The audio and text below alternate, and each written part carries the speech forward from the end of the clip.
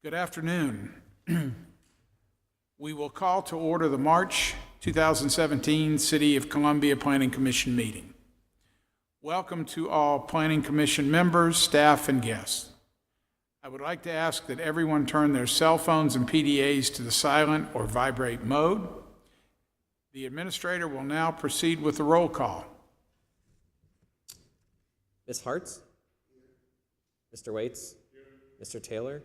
Mr. Cohn? Here. Mr. Frost? Mr. Tupper? We have quorum. Yay. Okay.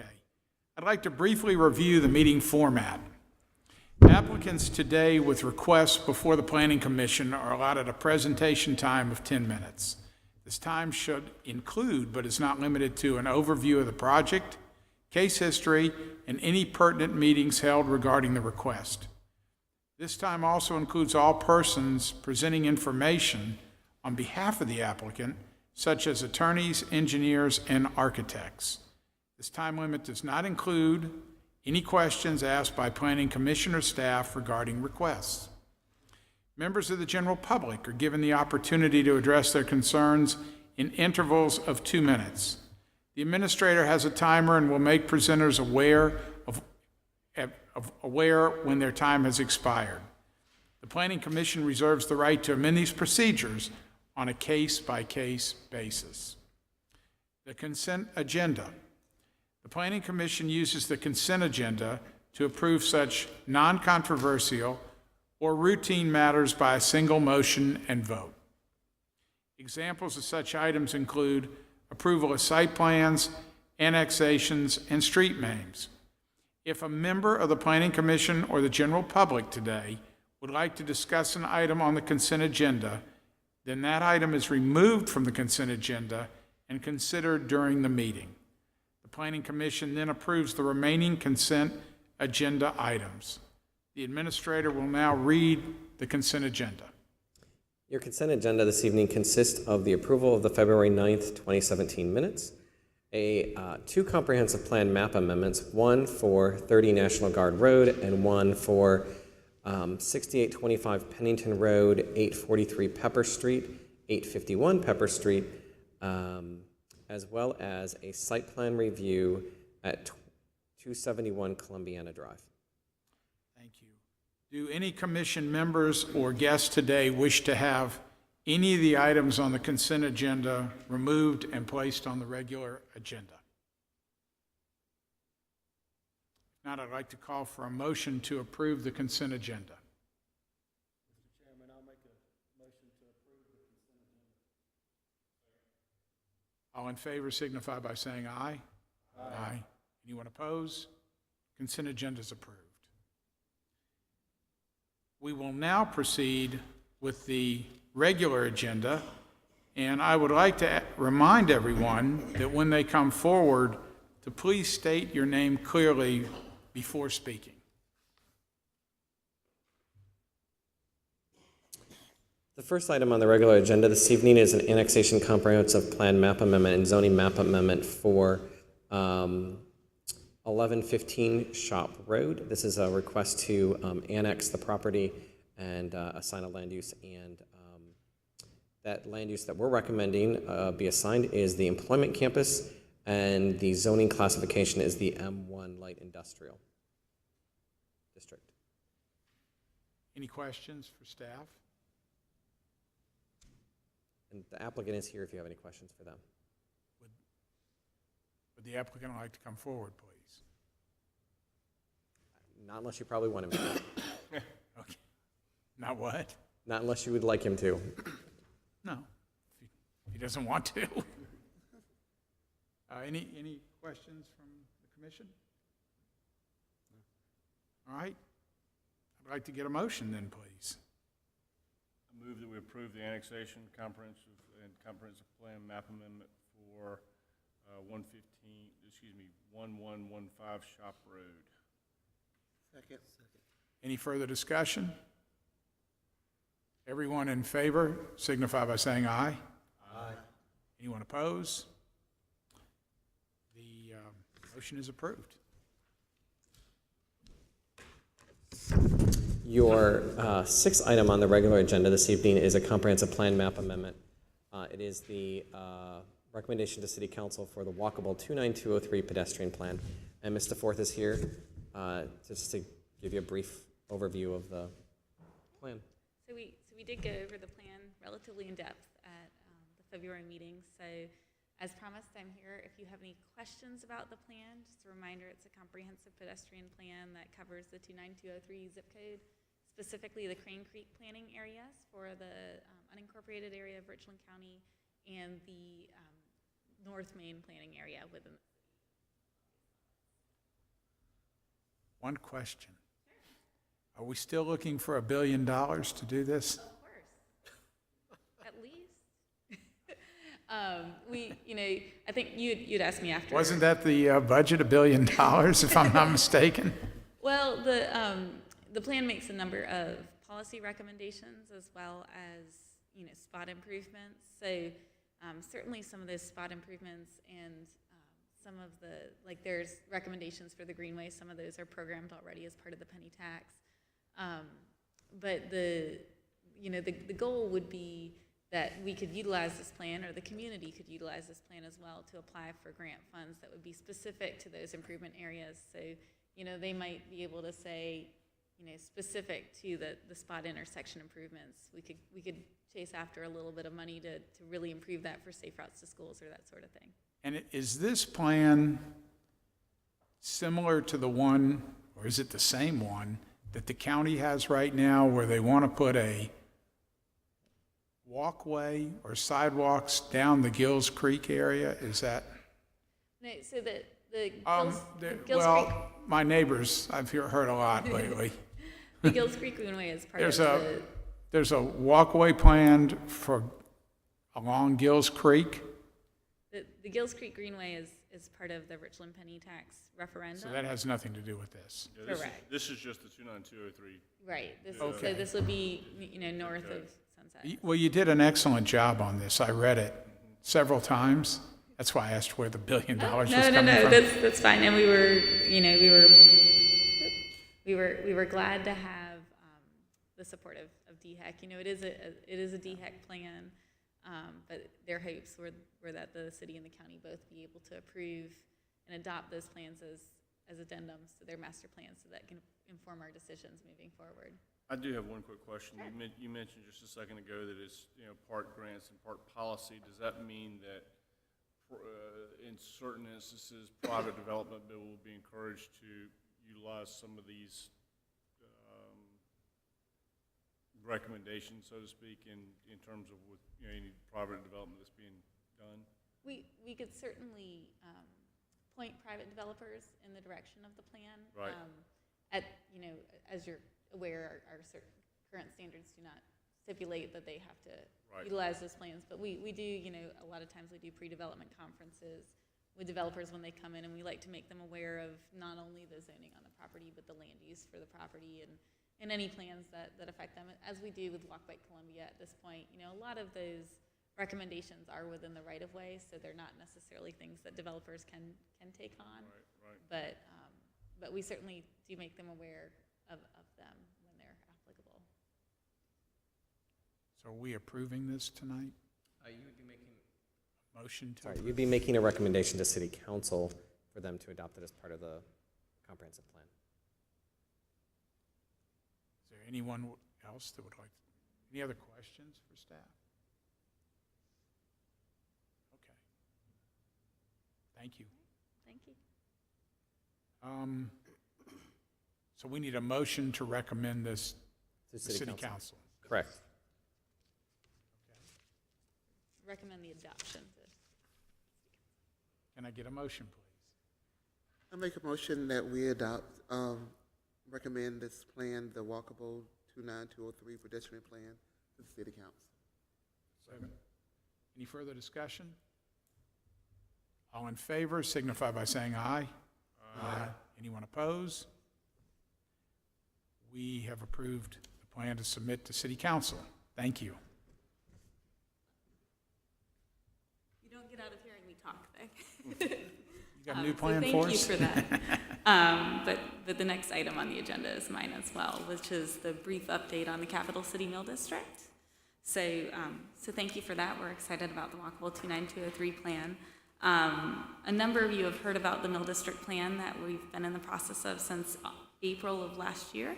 That plan is we're getting to the point where we're almost ready to have a draft to release out, and so we just wanted to give you a quick update. We were able to provide an update to city and county councils in December, before the holiday, and just timing-wise, county council heard from county planning staff earlier this month when we were scheduled to meet as well. So we just wanted to apprise you of that as well. So as a brief reminder for those of you who've heard it already, and then those of you who maybe have heard a little bit about it but haven't gotten the full benefit of a presentation yet, just thank y'all for your support. This is a city and a county plan, so we're excited to have that partnership together. It's a partnership also with the Boudreaux Group and their consultant team, and so they've brought in a lot of consultants in the area and across the state that are skilled and working towards making the Mill District a better place. The community has also been incredibly important as a partner in this project. So the Mill District area, which is the area you see before you on slide 51, is both in the city and in the unincorporated areas of the county. So the blue areas are in the city limits, with the exception of one that is not showing, which is about where you see the writing for Rocky Branch Dreyfus Road, as you well know, has been annexed since this map was initially made. And the boundaries of this area, but the Inavista area, and contain 5 of the original 6 mills in the city of Columbia. So this is why it's called the Capital City Mill District. It's about 838 acres for those of you who like numbers. And just to go over the schedule of the Mill District plan at this point, we've had a series of public meetings in April and June, and also in October and November of last year. And we're at the point where we've provided a brief update to council. We'll be providing a brief update to you tonight. And then going forward, we hope to have the draft plan here in the next couple weeks. We'll be looking at that with the advisory committee, with the public. You'll be invited to those public meetings. And then our goal is that it comes back to you as a final draft document so that y'all can review it and make recommendations to hopefully adopt it as part of the city's comprehensive plan. And then those recommendations, as they did with the Walkable 29203 plan, would go to city council as well. So we're pretty excited about that process. We expect it'll probably be back to you midsummer. So just a brief reminder. And there are a number of values that have been adopted as part of this planning process. So really focusing on the Mill District as being a place where they value their community, they want people to stop and stay, they want people to live there, and to invest in the community. So being a place, not a pass-through, seeing increased home ownership, those sorts of things. And there are 4 big ideas that the consultants have come up with, and I think since the last time I presented to y'all, we kind of did a brief overview of the Mill District planning process, but they really hadn't honed in on those ideas at that point.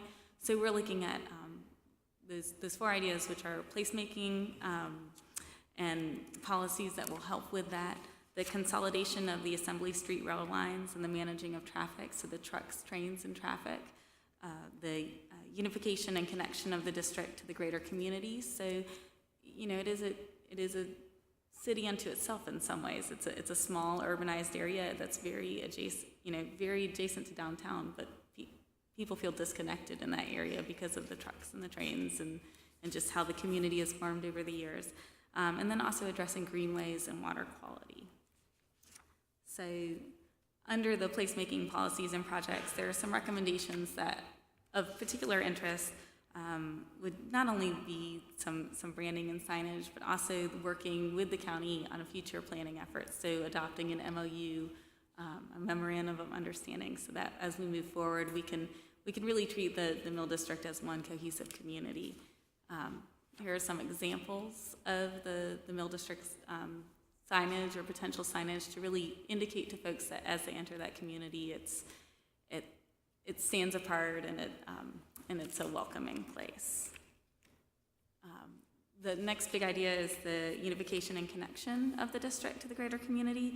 And so we're talking about a number of infrastructure improvements with that, not just within the district, but outside the district, to really make sure that folks aren't using it as a cut-through area, but they're coming through and either staying or slowing down, making it a safer place for bicyclists and pedestrians. This is an area that has certainly a lot of students and a lot of residents, and we want to make sure that that traffic safety is there as well.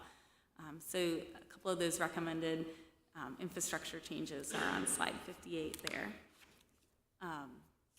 We've also been talking about the consolidation of rail lines, and so I'm not going to get into big details on that one tonight, but there, you know, the plan in many ways came out of a concern of the rail consolidation affecting the community, about the possibility of a flyover in the community, and just how they would handle kind of the incoming traffic off of UG Street, and where the rail lines really cut off.